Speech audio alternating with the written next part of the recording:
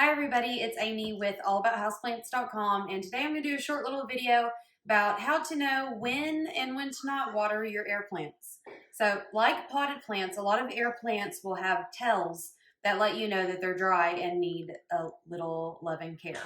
So all these over here are going to be plants that their leaves curl in sideways. So this is the Inca Gold.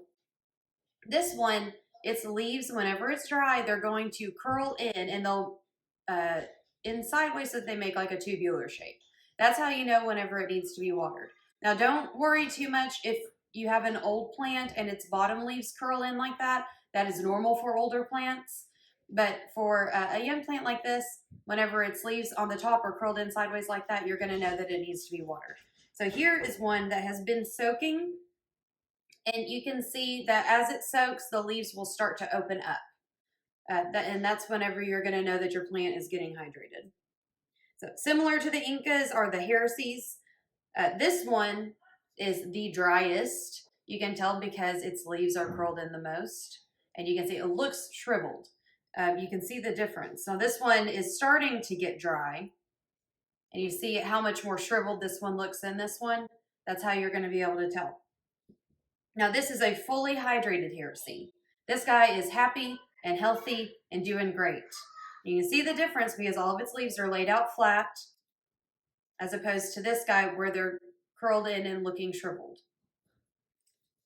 The Aeranthos, it's a much smaller plant. This is the Mini Purple, but similar to the Harissii, it's just a little harder to tell because it has thinner leaves, but its leaves are going to curl in as well.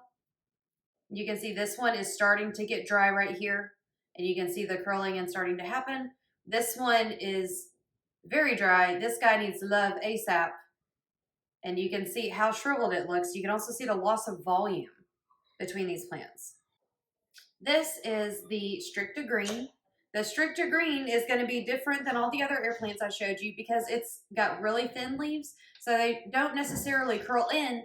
They kind of straighten out. And the same thing, it'll still lose its volume, but it's, for the most part, they're going to straighten out and stand up whenever it's dry.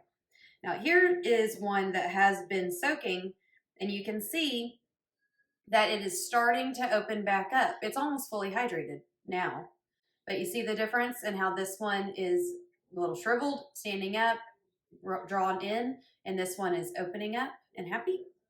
This one is fully hydrated, and this is what you want to see whenever your air plant is going to be done soaking. And so for these, you're just going to put them in water and go and check them every so often to see if the plant has opened back up. Now be careful not to soak too long at a time. You don't want your plant to rot, but you do want to make sure that it gets fully rehydrated. Now, this is a Bulbosa. This plant is one that you should not soak. So not all air plants are soaking plants. Your air plants that are a little more open at the base are the ones that you can soak.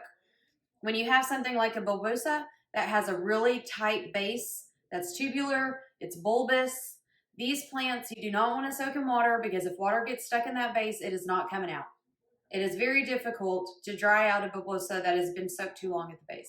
So if you do ever soak it, you're going to want to get it up to the base of the leaves, and that is it. Really, it's better to just mist these guys. If you can tell that it's dehydrated, you can mist it, let it dry, mist it, let it dry, and just mist it several times in one day to help rehydrate it. But you really don't want to soak these. If you guys have any more questions about which air plants to soak or not soak, just let us know in the comments. Until next time, bye.